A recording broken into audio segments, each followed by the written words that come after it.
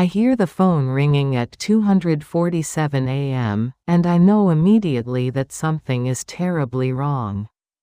Nobody calls at this hour unless it's an emergency.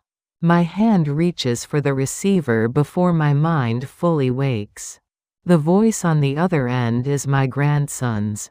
He's crying. "Hello. My name is Margaret Sullivan, but most people call me Maggie.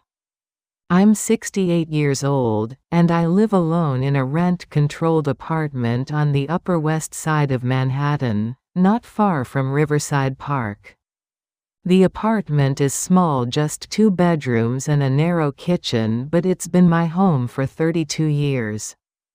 I used to be a commander at the NYPD, heading up the Criminal Investigation Division. 35 years on the force. I've seen things most people only watch on television. Dark things. Things that taught me how to read people, how to spot a lie from across a room, how to follow the thread of evidence until it leads to the truth. I retired 6 years ago. They gave me a plaque, a pension, and a handshake. I thought I was done with all of that. I was wrong. My life before retirement was a blur of case files and late nights. I barely had time for myself, let alone for family. My husband, Thomas, passed away from a heart attack when I was 43. We'd been married for 18 years.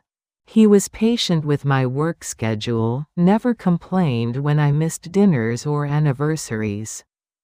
After he died, work became everything.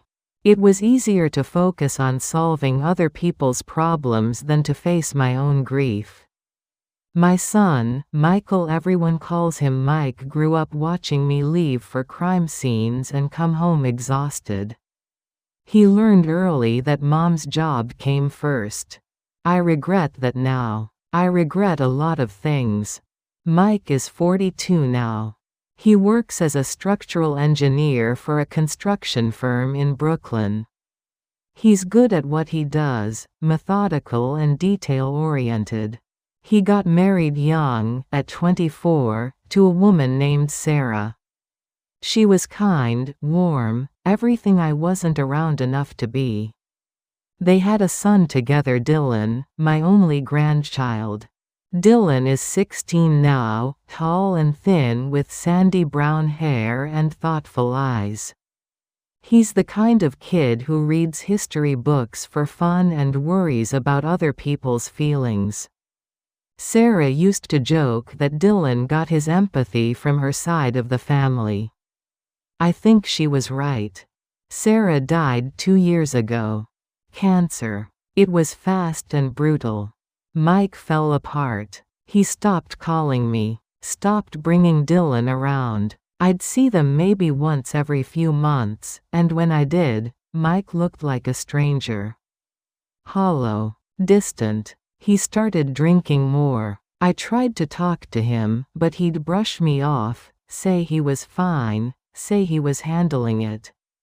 A year after Sarah's death, Mike started dating someone new.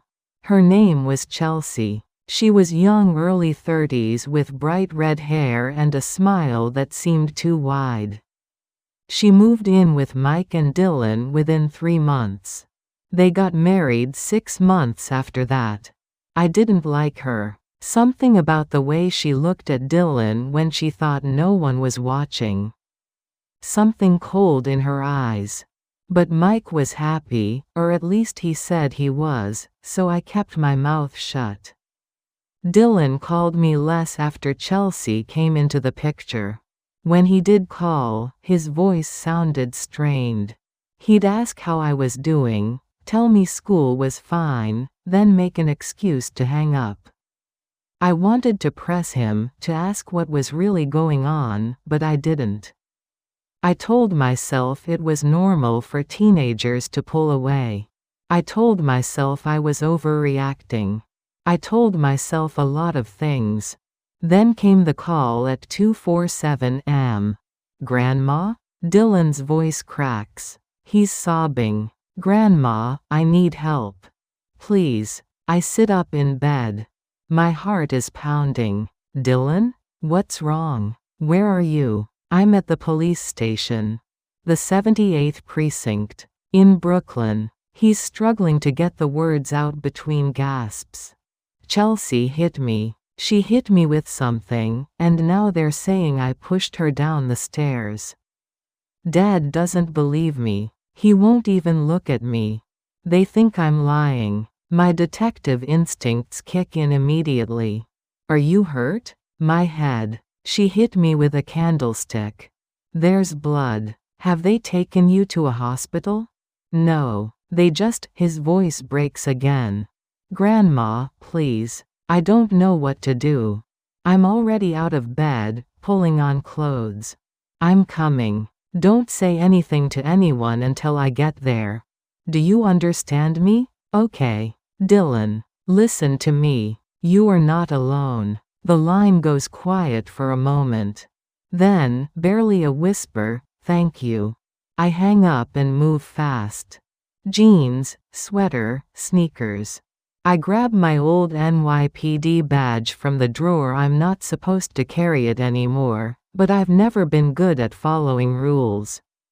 My keys. My wallet. My phone. I'm out the door in 4 minutes. The streets are empty at this hour.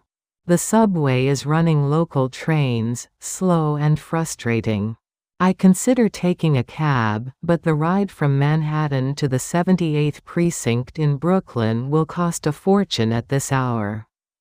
I take the train. It feels like the longest 30 minutes of my life. I sit in the corner seat, hands folded in my lap, and I force myself to think clearly.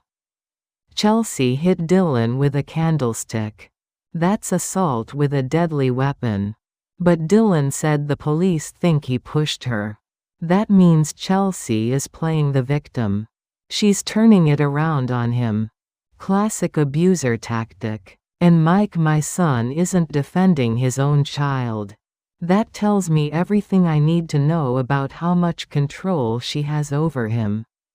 I arrive at the precinct just after 3:30 a.m.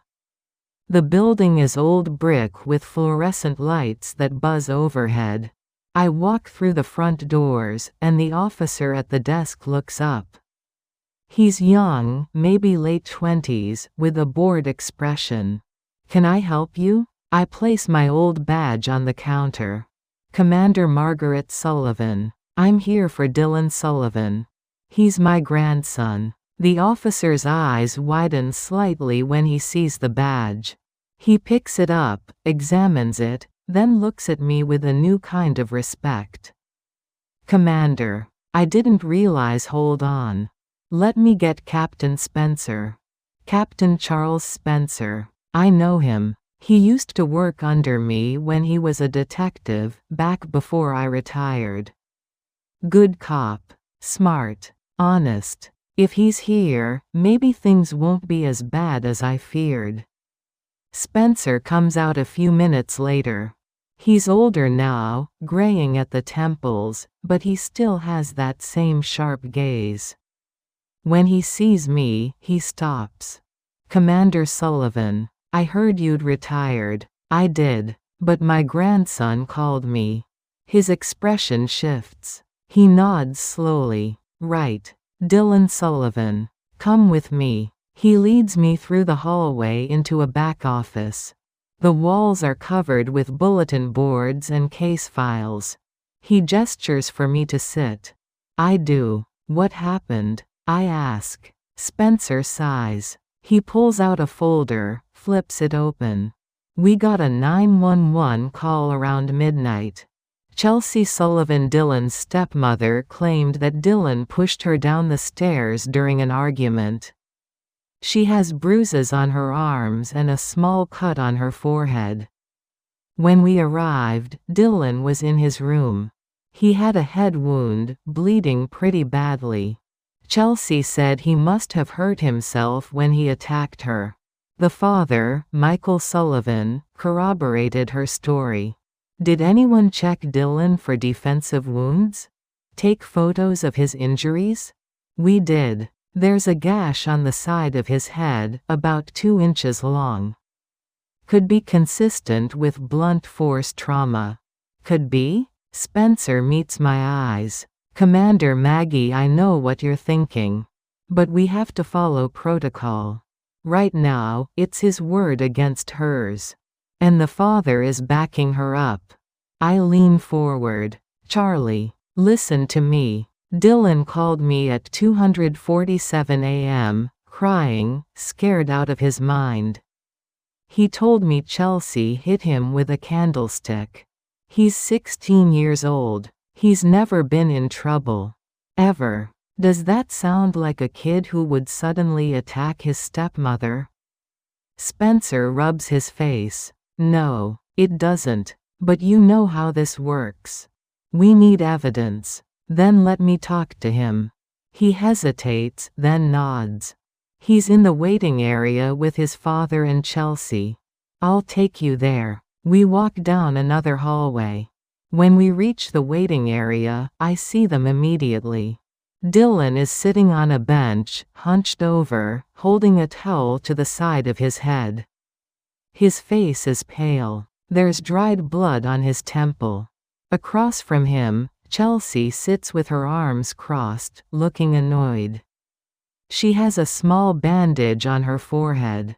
Mike stands next to her, staring at the floor. Dylan looks up when I walk in. Relief floods his face. Grandma. I cross the room and kneel in front of him. I take his face in my hands, gently, and examine the wound. It's deep. Angry. The kind of wound you get from being hit, not from falling. Let me see. He moves the towel. The gash is still bleeding slightly. I can see the edges are uneven, consistent with a blunt object. I've seen wounds like this before. Many times. I look at Mike. You're going to stand there and tell me you believe he did this to himself? Mike won't meet my eyes. Mom, you weren't there. You don't know what happened. I know my grandson. And I know a lie when I see one. Chelsea stands up. Her voice is sharp, theatrical. With all due respect, Mrs. Sullivan, you don't live with him. You don't see how he's been acting lately. He's angry, violent. He attacked me because I told him he couldn't go out with his friends. I turn to look at her. I don't say anything at first. I just stare. It's a technique I learned early in my career. Silence makes people uncomfortable. They start to squirm. They start to talk. Chelsea shifts her weight. Her smile falters. You hit him with a candlestick, I say quietly. And then you called the police and lied. That's not. I've been doing this for 35 years. I know what abuse looks like. I know what manipulation looks like. And I know what a victim looks like. I gesture to Dylan. That's a victim. Spencer steps forward. Maggie, let's not. I hold up a hand. I want to take Dylan home with me. Tonight. Right now. Mike finally looks at me. His eyes are red. Mom, you can't just. I can. And I will. Unless you want me to call Child Protective Services and have them investigate the home environment. I turn back to Spencer. Can I speak with Dylan privately? Spencer nods. There's an interview room down the hall. I help Dylan stand. He's shaking. We walk together to the interview room, and Spencer closes the door behind us. It's a small space with a table and 2 chairs.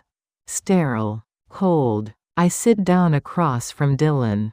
Tell me everything, I say. From the beginning. And he does. He tells me about the past 6 months. How Chelsea started small criticizing his clothes, his grades, his friends.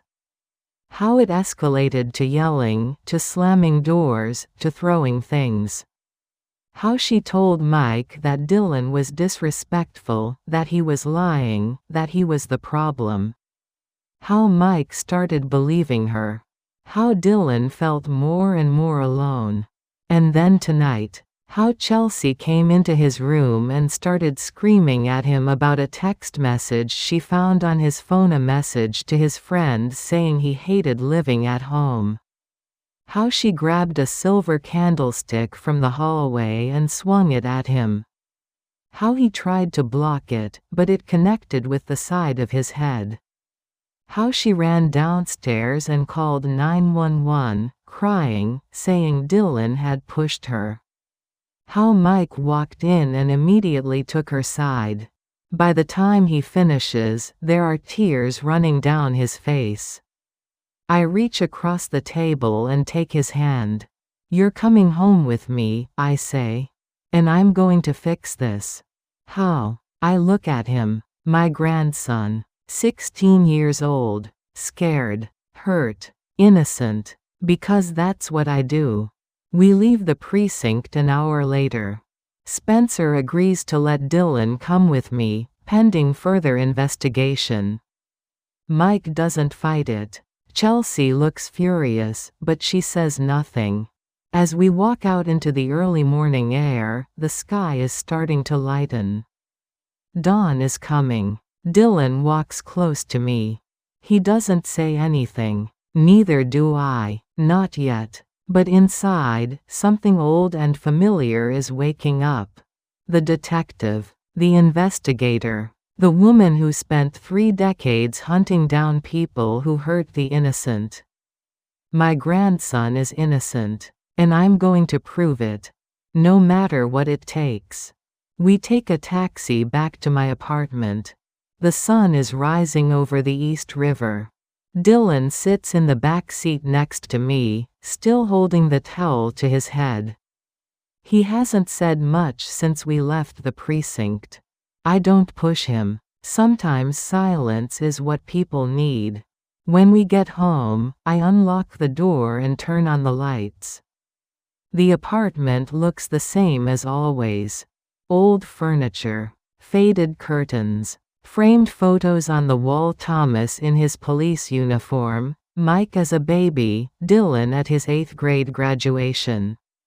The place smells like coffee and old books. It's not fancy, but it's safe.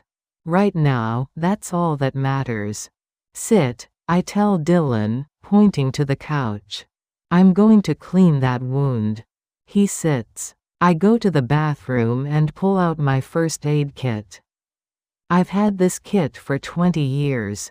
It's well stocked. I've patched up more people than I can count, colleagues, victims, even a few suspects who needed medical attention before booking. I bring it back to the living room along with a bowl of warm water and clean towels. Dylan flinches when I start cleaning the gash. I work carefully. The bleeding has mostly stopped, but the wound is deep. It's going to scar. "You should have gotten stitches," I say. "They didn't offer." Of course they didn't. I apply antibiotic ointment and cover it with gauze. "You'll need to see a doctor tomorrow. This needs proper treatment." He nods. When I finish, I sit down next to him. The couch cushions sag under our weight. This couch is older than Dylan. I bought it when Mike was in high school. "Are you hungry?" I ask. "Not really. I'm making you something anyway." I go to the kitchen and heat up milk on the stove. I find the cocoa powder in the cabinet. It's the same kind I used to make for Mike when he was little. I add sugar, a pinch of cinnamon. I pull out a package of shortbread cookies I bought last week. Simple things. Comfort things. When the cocoa is ready, I bring everything to the living room on a tray.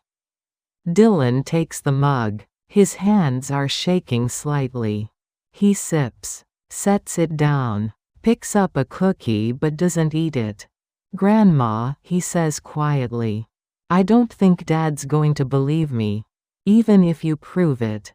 He's different now." I sit down across from him in the old armchair. "Tell me how he's different." Dylan stares at the cookie in his hand. He does whatever Chelsea says. If she doesn't like something, he gets rid of it. She didn't like Mom's paintings, so he took them all down. She didn't like that I played guitar, so he sold my guitar. She said the apartment was too small, so now he's talking about buying a house. A big house. Expensive. Where would he get the money for that? Dylan looks up at me. His eyes are red. That's what I wanted to talk to you about. Something cold settles in my stomach. Go on. I heard them talking. About 3 weeks ago, late at night. I was in my room, but their voices were loud. Chelsea said. He stops. Takes a breath. She said, your mother's apartment is worth millions now.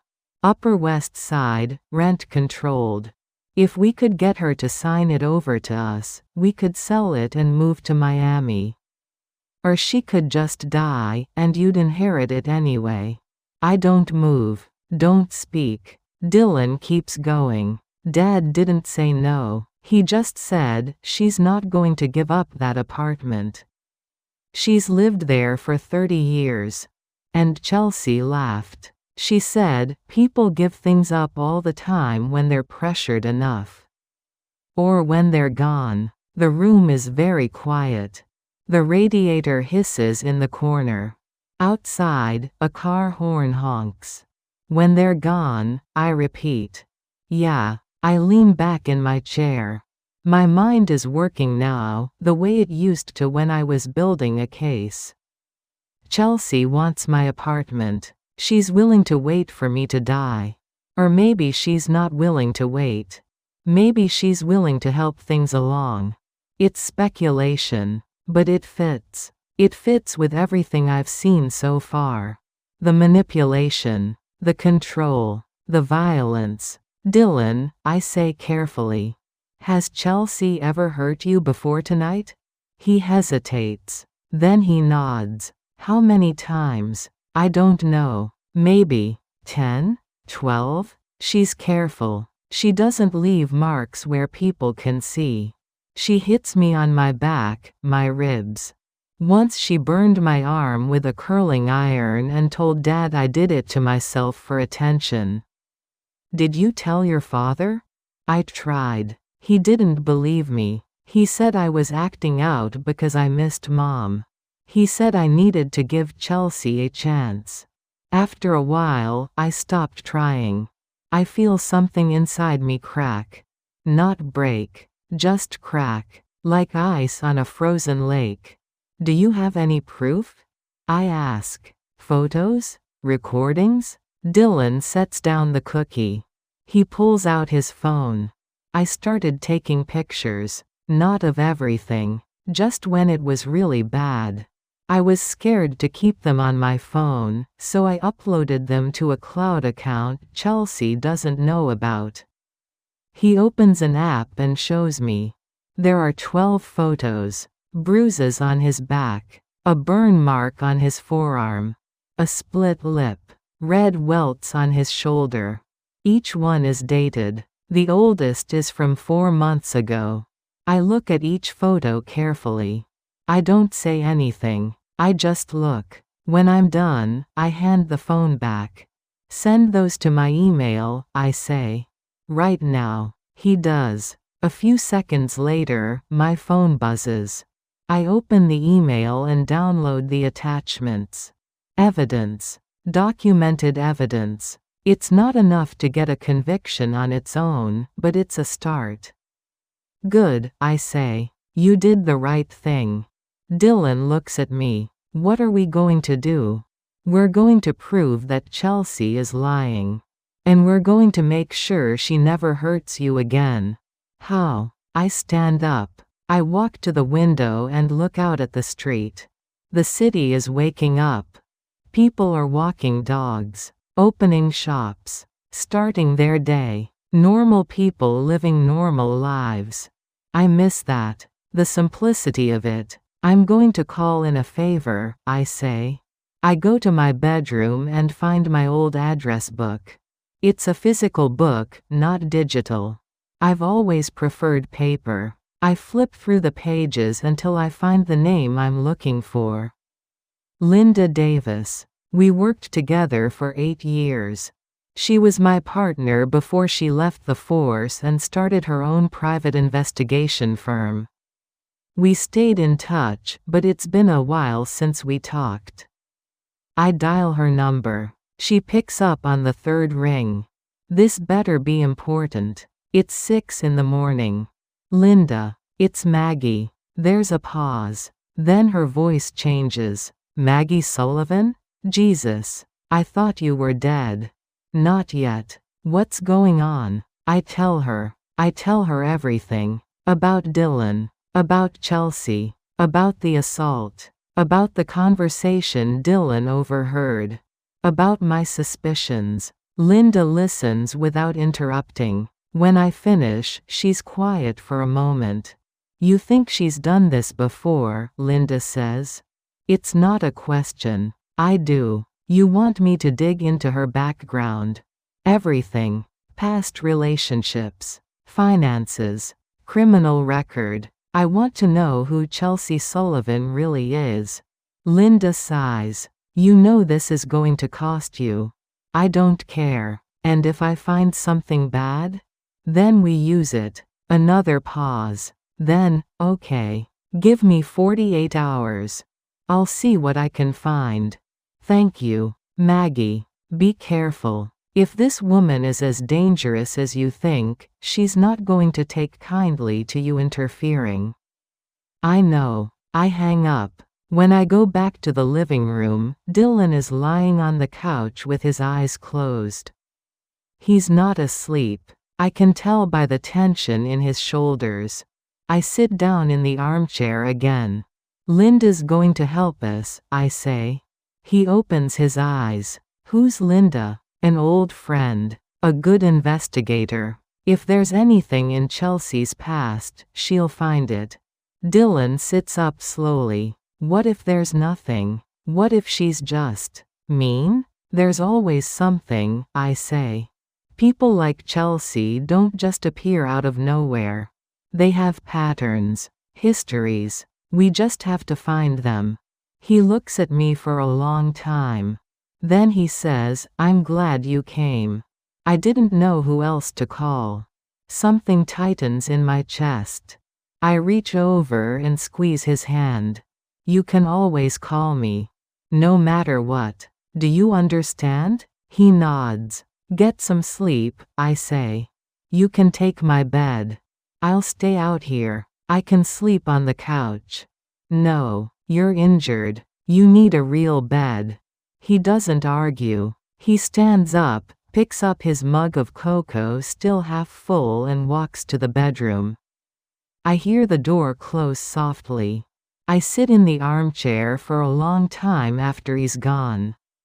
The apartment is quiet except for the sounds of the city outside. I think about Mike, my son, the boy I raised, the man I barely recognize anymore. How did we get here? How did he become someone who would choose a woman he's known for a year over his own child?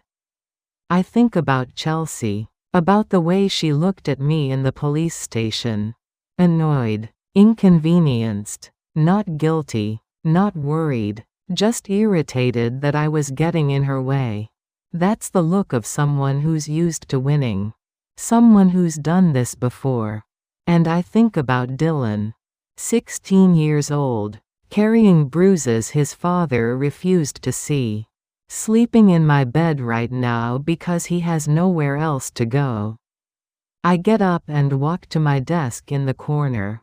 I pull out a notebook, the same kind I used to use for case notes, and I start writing. Everything Dylan told me, every detail, dates, times, quotes. I write for 20 minutes. When I'm done, I have 3 pages of notes. It's a start. My phone buzzes. A text from Linda, already found something. Call me when you're alone. I look toward the bedroom door. Dylan is still in there.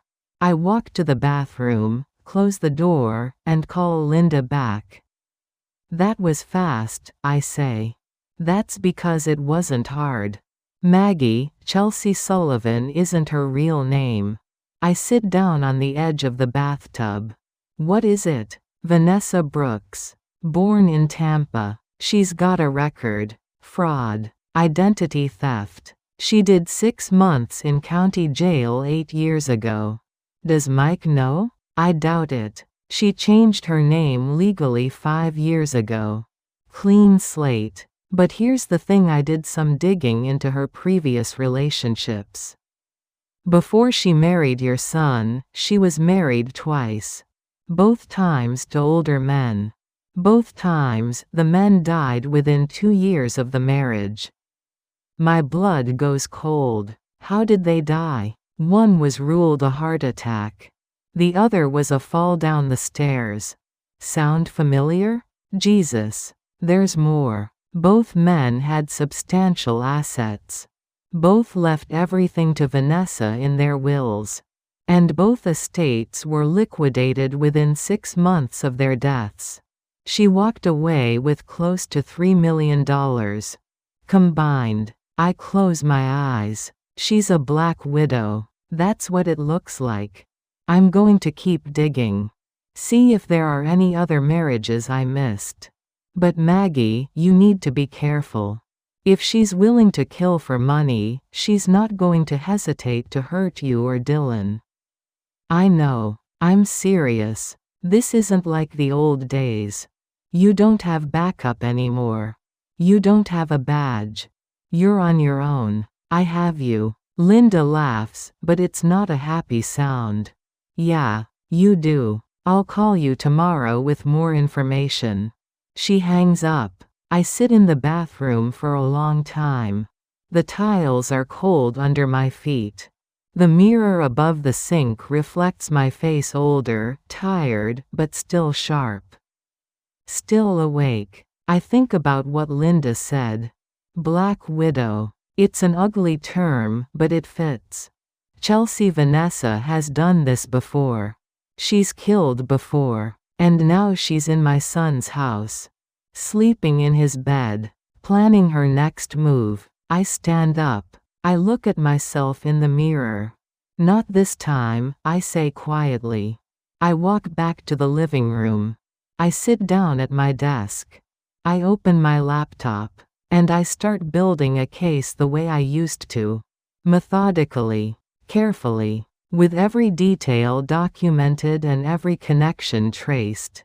It's going to take time. It's going to take effort.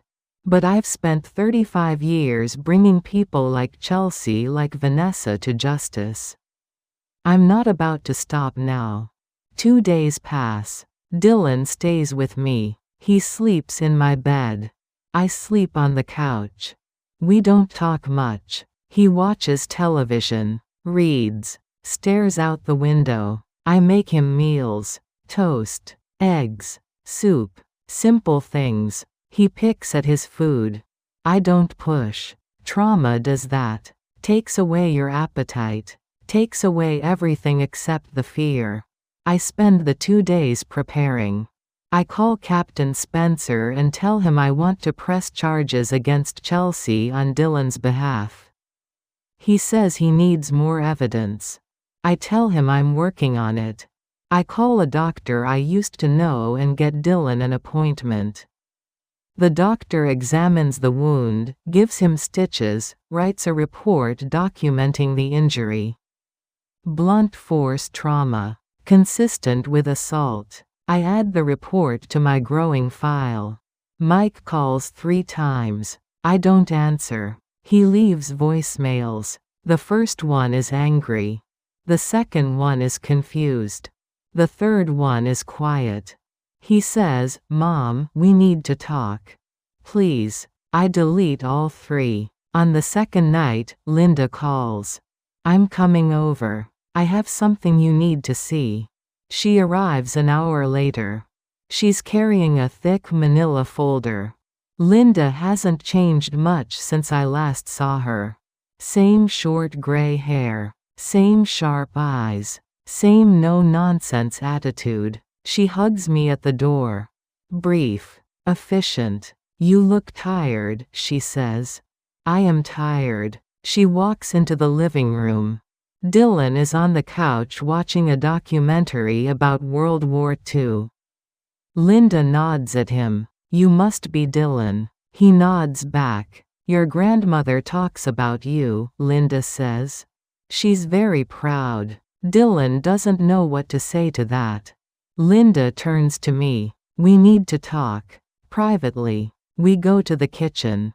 Linda sets the folder on the table and opens it. Inside are printed documents, bank statements, marriage certificates, death certificates, police reports, photos. She spreads them out like playing cards. Vanessa Brooks has been busy, Linda says. I found 4 previous marriages. Not 2. 4. I sit down. 4. Yeah. The first was when she was 23. A man named Richard Miller. He was 68. Retired dentist. They were married for 18 months. He died of a heart attack. Left her everything. $200,000. She liquidated the estate and moved to Nevada. Linda points to another document. Second marriage. Franklin Adams. Age 71. Retired accountant. They were married for 2 years. He fell down the stairs.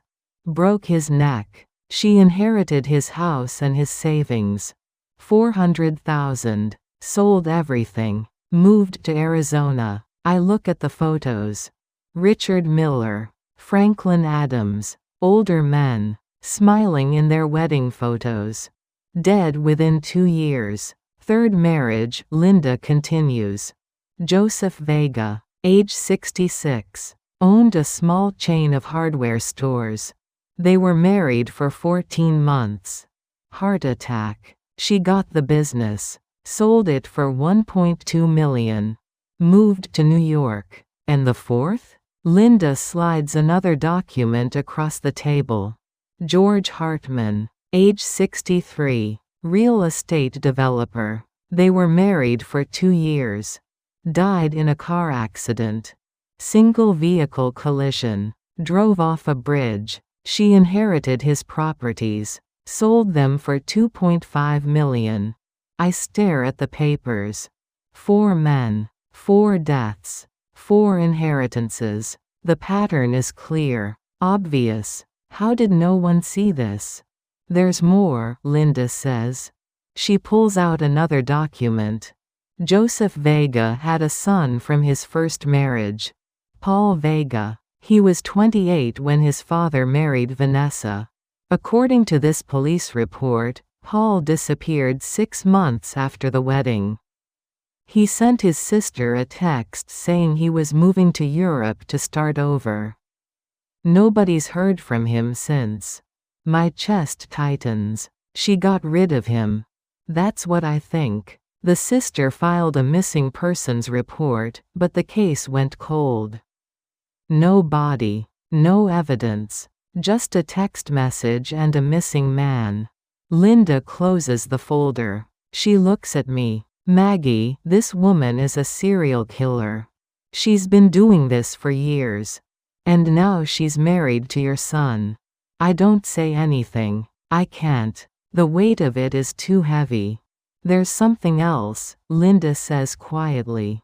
In every case, the home security systems mysteriously stopped working right before the deaths.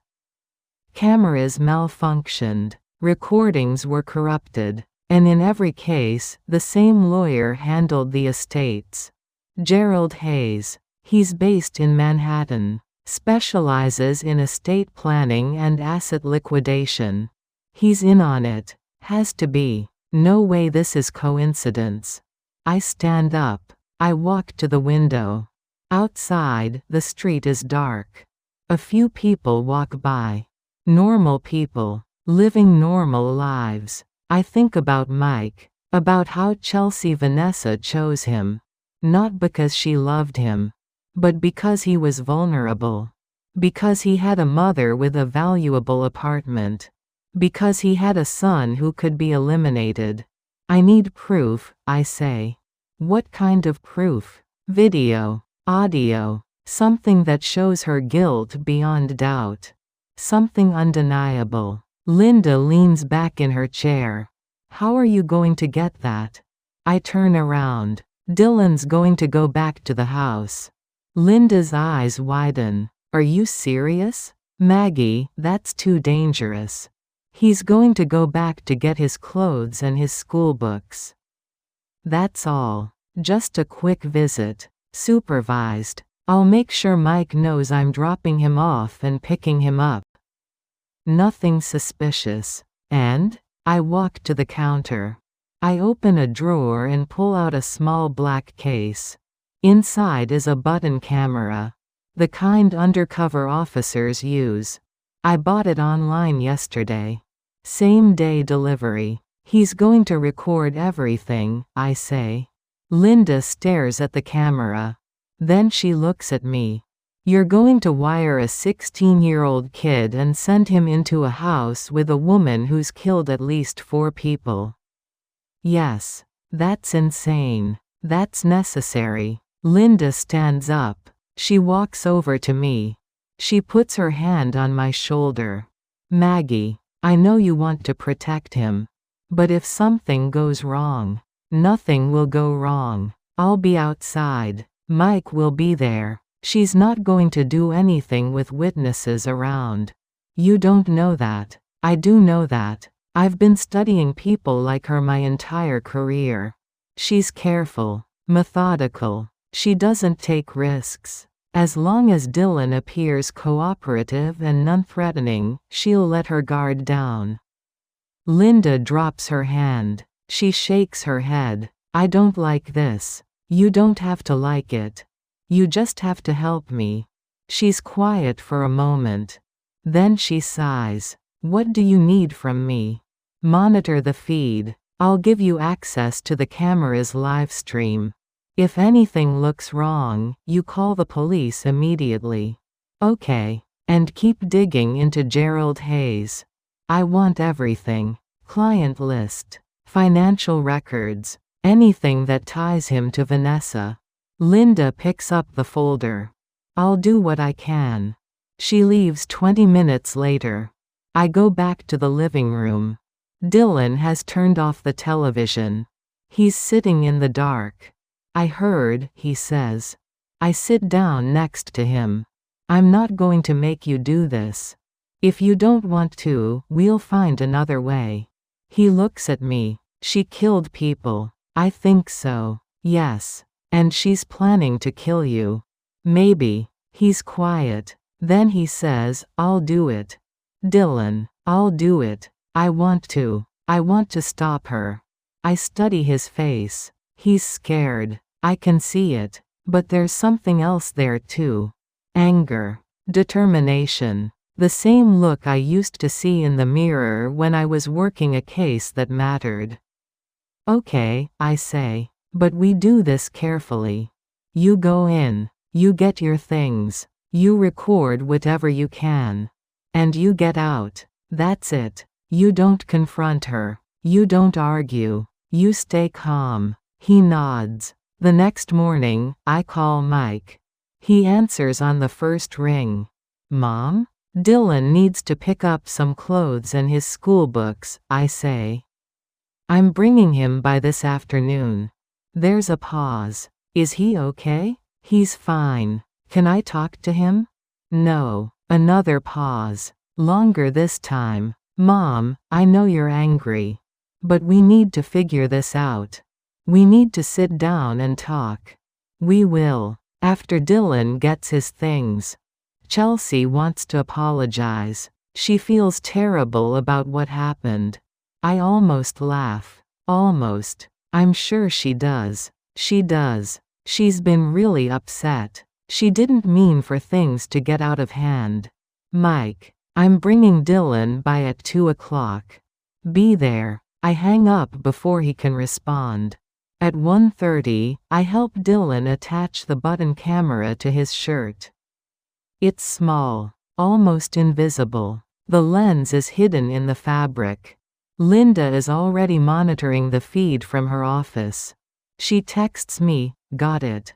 Clear picture. Audio's good too." Dylan and I take a cab to Brooklyn. The house is in Park Slope. A brownstone. 3 stories. Expensive. I remember when Mike and Sarah bought it. Sarah loved that house. She painted the shutters yellow. Planted flowers in the window boxes. Now the shutters are gray. The flowers are gone. We stand on the sidewalk. Dylan is pale. "You can change your mind," I say. "I know. Just get your things and leave.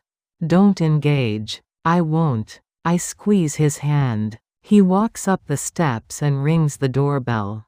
Mike opens the door. He looks tired. Older. He sees me standing on the sidewalk and raises his hand. I don't wave back. Dylan goes inside. The door closes. I stay on the sidewalk. I pull out my phone. Linda is streaming the feed to an app. I watch. The image is shaky at first. Dylan is walking through the hallway. I can see the stairs. The walls. Family photos. Most of them are new. Chelsea in a white dress. Chelsea and Mike on a beach.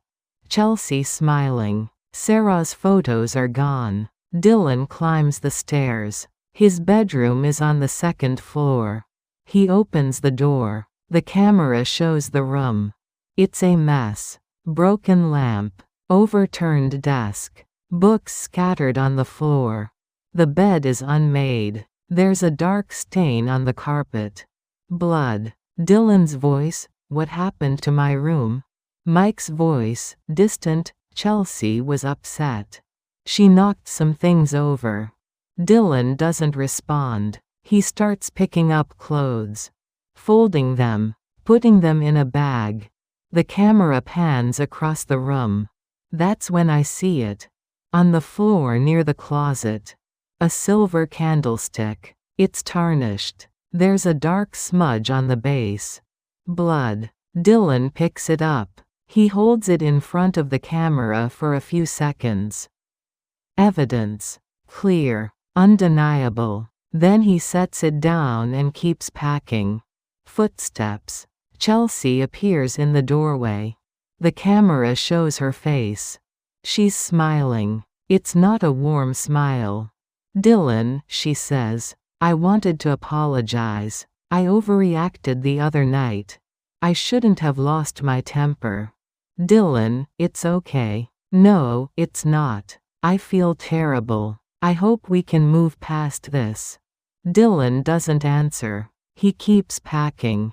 Chelsea steps into the room. "Your grandmother is poisoning you against me," she says. Her voice is still sweet, but there's an edge to it. "She doesn't want you to have a mother figure. She wants you all to herself." "Dylan, she's just helping me." "Is she? Because it seems like she's turning you against your father. Against me. Against your own family." "Dylan, this is my family." Chelsea's smile fades. "No, your family is here. With your father. With me. That old woman is lonely and bitter. She's using you." Mike's voice from downstairs, "Chelsea, leave him alone." Chelsea ignores him. She steps closer. "You think you're so smart. Recording me. Planning something with that witch. But you're not. You're just a stupid kid." My blood freezes. She knows. Somehow, she knows. But then Chelsea laughs. "I'm kidding. God, you're so serious. Lighten up." She walks out. Dylan stands there for a moment. Then he finishes packing. He leaves the room. Goes downstairs. The camera shows Mike in the living room. He looks at Dylan. "I'm sorry," Mike says quietly. "Dylan, for what?" "For not believing you. For not listening." Dylan doesn't respond. He walks to the front door. Opens it. Steps outside. I'm waiting on the sidewalk. He walks down the steps. I put my arm around him. We walk away. Behind us, I hear the door close. That night, Dylan is asleep. I'm sitting at my desk. I've watched the recording 5 times. The candlestick. Chelsea's threat. Mike's apology. It's all there. But it's not enough. Not yet. I think about Sarah. About how much she loved Dylan. About how she would have protected him from all of this. I think about Mike. About how I failed him. How I chose work over family. How I wasn't there when he needed me. And now he's paying for it. Dylan is paying for it. I put my head in my hands. For the first time in 2 days, I cry. Not quiet tears. Real sobs. Gut-wrenching grief. For Sarah. For Mike. For Dylan. For the family we used to be. When I'm done, I wipe my face. I sit up straight. I open my laptop. I pull up the recording again. This isn't about emotion anymore. This is about strategy. This is about building an airtight case. This is about making sure Chelsea Vanessa never hurts anyone again. I start typing. Case notes. Timeline. Evidence log. The way I used to. The way I was trained. By morning, I have a plan. And it's going to work. Because it has to. I call Chelsea 3 days later. My voice is tired. Defeated. I can't do this anymore, I say. Fighting you. Fighting Mike. I'm too old for this. There's a pause on the other end. Then, Maggie. I'm glad you called. I've been wanting to talk to you. I want to make a deal. What kind of deal? I'll sign the apartment over to Mike. Put it in his name. But you have to agree to let Dylan live with me. Full custody. No interference. Another pause. Longer. I can hear her thinking. Calculating. That's very generous, she says finally. But I think we should discuss this in person. With Mike. And our lawyer. Just to make everything official. Fine. Come tomorrow. 3 o'clock. We'll be there. I hang up. My hands are shaking. Not from fear. From anger. From the effort it takes to sound broken. Linda is sitting across from me. She's been here since this morning. Setting up equipment. Cameras. Microphones. My apartment is now a recording studio. Every angle covered. Every sound captured. She took the bait, I say. Linda nods. You think she'll confess? I think her ego won't let her stay quiet. People like her, they need to gloat. They need you to know how smart they are. And if she doesn't, then we have nothing. And Dylan stays in danger. Linda stands up. She checks the cameras one more time. Spencer's coming? He'll be downstairs. With 2 detectives. When I give the signal, they come up. What's the signal? I'll say, I think we're done here. Linda looks at me. You sure about this? No. But I'm doing it anyway. That night, I can't sleep. I lie on the couch staring at the ceiling. Dylan is staying with Linda's sister across town. Safe. I wanted him here, but I said no. Too dangerous. I think about all the ways this could go wrong. Chelsea could sense the trap. She could refuse to talk. She could bring her own recording equipment. She could be armed. But I also think about all the ways it could go right. Chelsea's arrogance. Her need to win. Her belief that she's untouchable. I've seen it before. Suspects who think they're smarter than everyone else. Who think they can talk their way out of anything. Who think the rules don't apply to them. They're always the easiest to catch. Morning comes. I shower. Dress. Black slacks. Gray sweater. I look at myself in the mirror. I look like someone's grandmother. Harmless. Defeated. Perfect. Linda arrives at noon. She sets up in my bedroom with a laptop. The feeds from all 6 cameras display on the screen. Living room, kitchen, hallway, different angles. She'll watch everything, record everything. Spencer texts at 2:30, in position. Ready when you are. At 3 o'clock exactly, the doorbell rings. I open the door. Mike is there. Chelsea is next to him.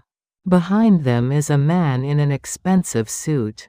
Mid-50s. Silver hair. Gerald Hayes. The lawyer. Mom, Mike says. He looks uncomfortable. Come in. They walk inside. Chelsea looks around the apartment. She's smiling. Taking inventory.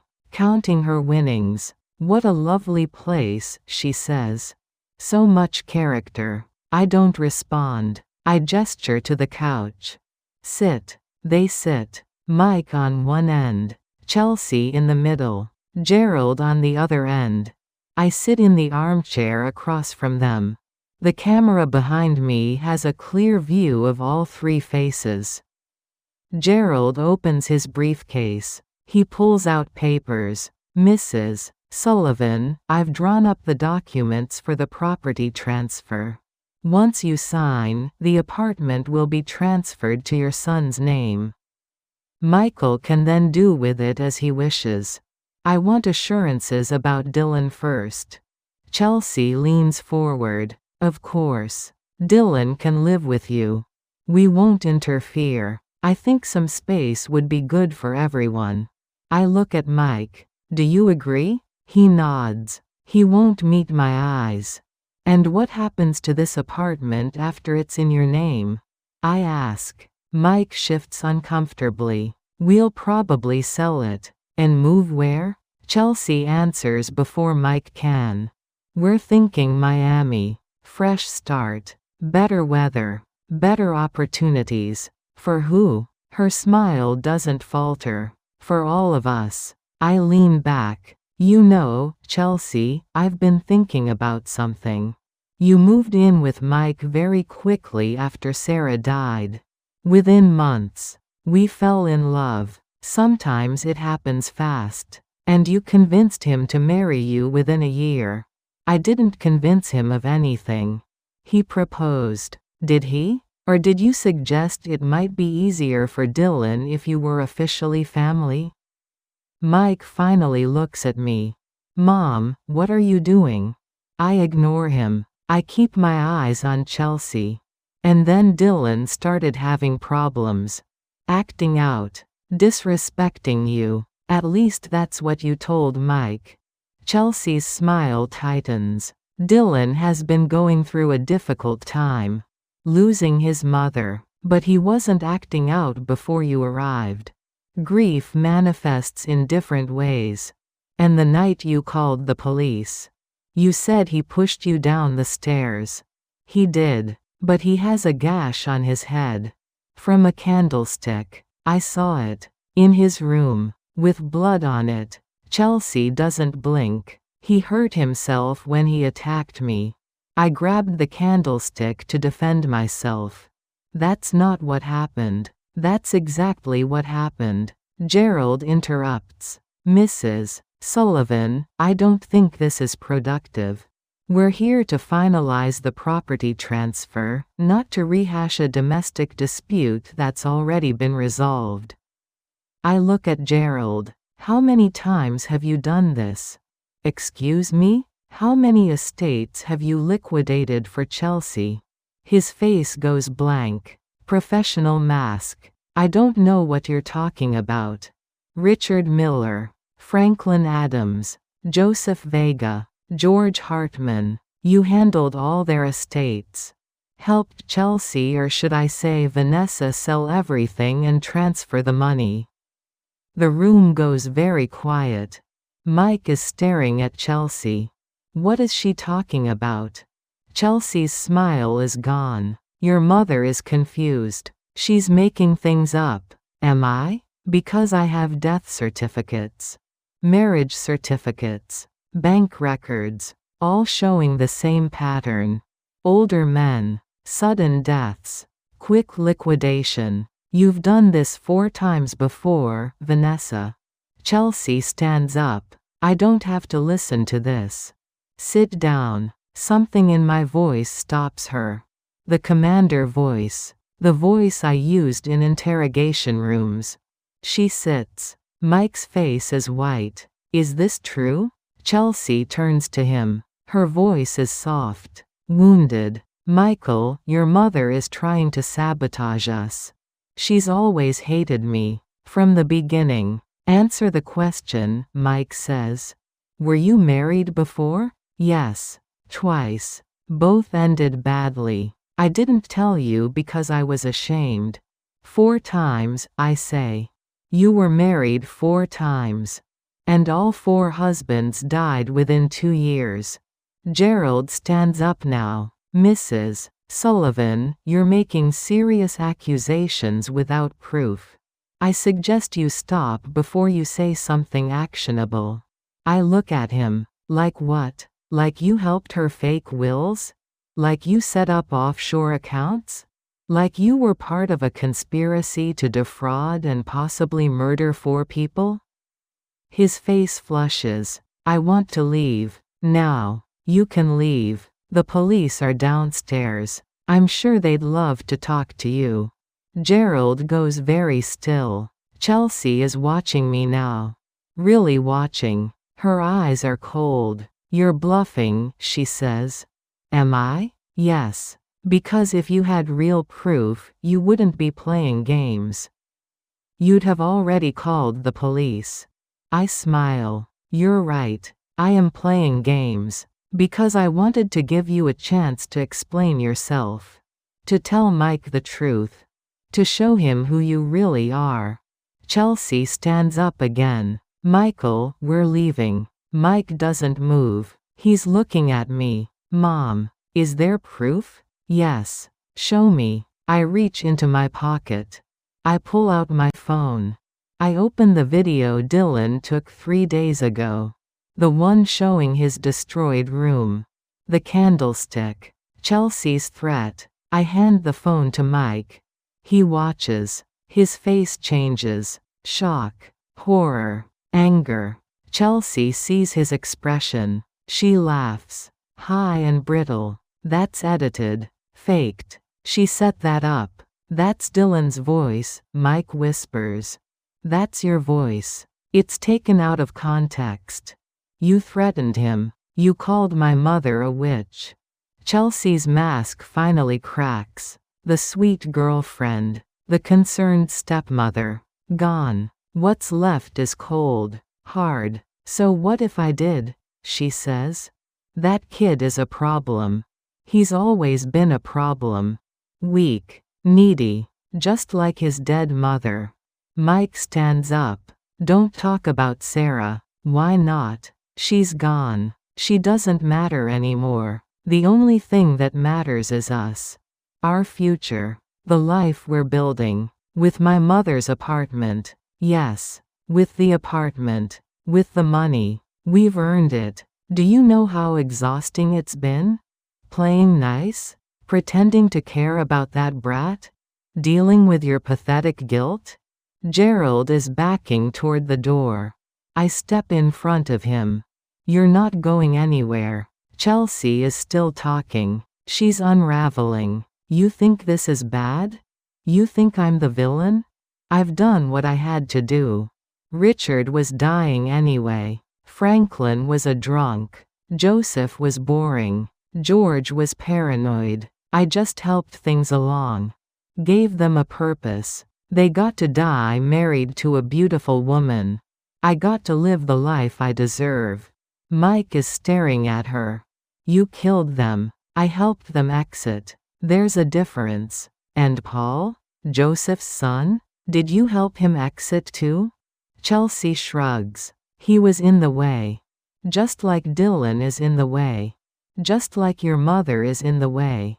You were going to kill my mother. Eventually. Or wait for her to die naturally. Either way, the apartment would be ours. And then Miami. Or California. Somewhere warm. Somewhere we could start fresh. I watch Mike's face break.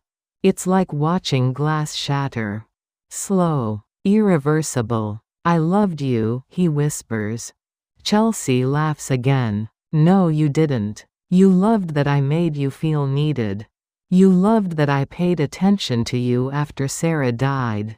But love? Real love? You don't know what that is. I step forward. I think we're done here. The door opens. Spencer walks in with 2 detectives. Chelsea sees them and stops talking. Her face goes blank. Vanessa Brooks, Spencer says. You're under arrest for fraud, conspiracy, and suspected involvement in multiple deaths. You have the right to remain silent. Chelsea interrupts. This is entrapment. Illegal recording. None of this will hold up in court. Actually, I say, you're in my home. I have every right to record conversations here. And you just confessed to 4 murders. In front of witnesses. On camera. I walk to the bedroom. Linda comes out with the laptop. The screen shows the recording. Every word. Every admission. Chelsea's face on screen saying, I helped them exit. Gerald is already sitting down. His head is in his hands. I want a lawyer. You're a lawyer, Spencer says. And you're under arrest too. They cuff Chelsea first. She doesn't resist. She just stares at me. You think you've won. But you haven't. I'll get out. I always get out. Not this time. They take her away. Then Gerald. The apartment is suddenly quiet. Just me and Mike and Linda. Mike is still standing in the middle of the room. He's crying. Silent tears running down his face. I'm sorry, he says. Mom, I'm so sorry. I didn't know. I didn't see it. I was so stupid. I walk over to him. I put my hand on his shoulder. You were grieving. She took advantage of that. I chose her over Dylan. Over you. What kind of father does that? The kind who was manipulated by a professional. He looks at me. Can you forgive me? I'm quiet for a long time. Not today. Maybe not tomorrow. But eventually. Yes. He nods. He understands. Forgiveness isn't instant. It's earned. We have a long road ahead. But at least now we're on the same path. Linda touches my arm. You okay? I nod. But I'm not. Not really. I walk to the window. I look out at the city. The sun is setting. Orange and pink across the buildings. I think about Sarah. About how she would have handled all of this. Better than me. With more grace. More love. I think about Dylan. Safe now. Finally safe. And I think about Chelsea. About the 4 men she killed. The families she destroyed. The lives she ruined. Justice is coming. But it won't bring anyone back. I close my eyes. I let myself feel it. The exhaustion. The grief. The anger. All of it. Behind me, Mike is still crying. I turn around. I walk back to him. I put my arms around my son. And I hold on. The trial takes place 4 months later. It's held in Manhattan Criminal Court, courtroom 308. I sit in the gallery with Dylan on one side and Linda on the other. Mike sits behind us. We don't talk much. We're all just there. Witnesses to the end of something terrible. The courtroom is full. Reporters. Victims' families. People who followed the case in the news. Patricia Miller, Richard's daughter, sits 2 rows ahead of us. She's in her 50s now. She turns around once and nods at me. I nod back. We've spoken on the phone several times. She told me she always suspected something was wrong with her father's death but had no proof. She thanked me for giving her closure. I told her I was just doing what needed to be done. Franklin Adams's niece is there too. And George Hartman's sister. They all sit together. A small community of people Chelsea destroyed. The prosecution presents their case over 3 days. The videos, the recordings, the financial records, Linda's investigation report, death certificates, marriage certificates, everything laid out in careful order. Building a wall of evidence so high and thick that no one could possibly climb over it. Gerald Hayes testifies on the second day. He took a plea deal. 25 years in exchange for full cooperation. He sits in the witness box looking smaller than I remember. Defeated. He explains how he met Chelsea 8 years ago. How she approached him with a business proposal. Help her navigate estate transfers and she'd pay him 20%. He didn't ask questions at first. Then the deaths started. By the time he realized what she was doing, he was already complicit.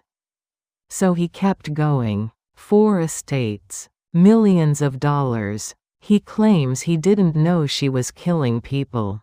He thought they were just dying naturally and she was taking advantage. The prosecutor doesn't believe him. Neither does the judge. Neither do I. On the third day, they play the recording from my apartment. The entire courtroom listens to Chelsea's confession. Her voice cold and clear through the speakers. I helped them exit. There's a difference. When it ends, the room is silent. The judge removes her glasses and sets them on the bench. She looks tired. Chelsea's lawyer tries. He argues entrapment, illegal recording, coerced confession. But it doesn't matter. The evidence is overwhelming. The jury deliberates for 6 hours. When they come back, the forewoman stands and reads the verdict. Guilty on all counts. Fraud. Conspiracy. 4 counts of second-degree murder. 1 count of conspiracy to commit murder regarding Paul Vega, whose body was never found but whose disappearance is now classified as homicide. Chelsea doesn't react. She just sits there, staring straight ahead, empty. The judge schedules sentencing for 2 weeks later. When that day comes, the courtroom is full again. The families are allowed to speak. Patricia goes first. She talks about her father. About how he was lonely after her mother died. About how Chelsea seemed like a miracle. Someone young and beautiful who made him feel alive again. About how he started pulling away from his family. About how he died alone in his sleep and Chelsea cremated him before Patricia could say goodbye. Her voice breaks at the end. I'll never know if he was scared. If he called for help. If he knew what was happening. She took that from me. Franklin's niece speaks next. Then George's sister. Each one tells a story of isolation. Manipulation. Sudden death. Stolen time. When it's my turn, I stand up. I didn't plan to speak, but Spencer encouraged me. Said it would help. I walk to the front. I look at Chelsea. She looks back. No expression. You came into my son's life when he was broken, I say. You saw his grief and you weaponized it. You saw his child and you saw an obstacle. You saw my home and you saw profit. You're not a person. You're a predator. And I want you to know that you failed. Dylan is safe. Mike is healing. And you will spend the rest of your life in a cage. I sit back down. My hands are shaking. Dylan takes my hand and holds it. The judge sentences Chelsea to 58 years without the possibility of parole. She's 34. She'll be 92 when she's eligible for release. If she lives that long. They take her away. She doesn't look back. The months that follow are strange. Quiet. Mike sells the brownstone. Too many bad memories. He moves into a smaller apartment in Sunset Park. Closer to me. Closer to Dylan. He starts therapy. Individual sessions twice a week. He stops drinking. Joins a grief support group. Slowly, very slowly, he starts to look like himself again. Dylan moves in with me permanently. We go to court and make it official. Legal guardianship. He gets his own room.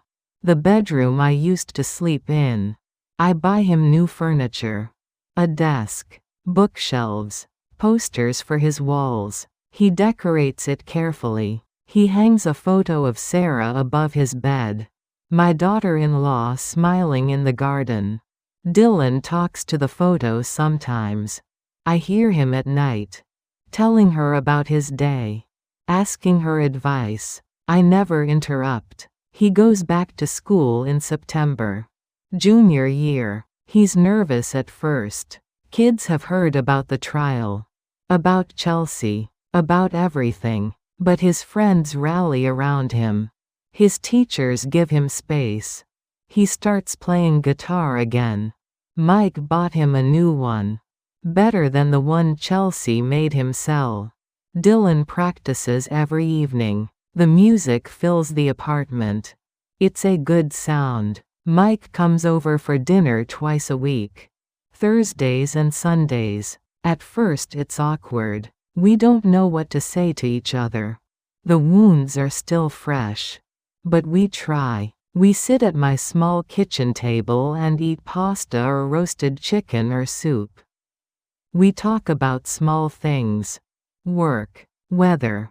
Dylan's grades. We avoid the big things. Chelsea. Sarah. The years we lost. Those conversations will come later. When we're ready. One Sunday in November, Mike brings someone with him. A woman named Grace. She's a widow. Lost her husband 3 years ago. They met at the grief support group. She's kind. Soft-spoken. She asks Dylan about school and listens when he answers. She compliments my cooking. When they leave, Dylan turns to me. What do you think? I think your father deserves to be happy. Do you like her? I don't know her yet. But I'm willing to try. He smiles. It's a real smile. The first one I've seen in months. Christmas comes. We celebrate at my apartment. Mike and Grace. Dylan. Linda and her husband. Spencer stops by for an hour with cookies his wife made. We sit in the living room drinking eggnog and talking. Someone tells a joke. Everyone laughs. For a moment, it feels normal. Like a regular family having a regular holiday. I look around the room at these people I love. These people who survived. And I think about how close we came to losing everything. In January, I get a letter. It's from the prison. From Chelsea. I almost throw it away. But curiosity wins. I open it. The letter is 3 pages long. Handwritten. She says she's innocent. That I framed her. That the recording was doctored. That she's appealing the conviction. She says I'm a bitter old woman who destroyed her life out of jealousy. She says she hopes I die alone. I read it twice. Then I tear it into small pieces. I feel nothing. No anger. No satisfaction. Just pity. She'll spend decades in that cell convincing herself she's the victim. She'll never accept responsibility. Never feel remorse. That's her prison. Not the building with bars. The prison of her own mind. Spring arrives. Dylan turns 17. We have a small party. Cake. Presents. His friends come over. They're loud and messy and wonderful. Mike gives him a laptop for school. Grace gives him a leather journal. For writing, she says. Or drawing. Or whatever you need. Dylan hugs her. It's brief. Tentative. But it's a start. I give him something different. A letter of recommendation. One of my old colleagues runs a legal aid clinic in the Bronx. They take interns, high school students interested in law. I called in a favor. Dylan stares at the letter. You want to be a lawyer, don't you? I ask. Someone who helps people who can't help themselves. He nods. How did you know? Because you're my grandson. And that's what we do. He starts the internship in June. He comes home every day talking about cases. About people who need advocates. About systems that fail the vulnerable. His eyes are bright when he talks. Passionate. He's found his purpose. One evening in July, we're sitting on the fire escape watching the sunset. The city spreads out below us. Millions of lights. Millions of lives.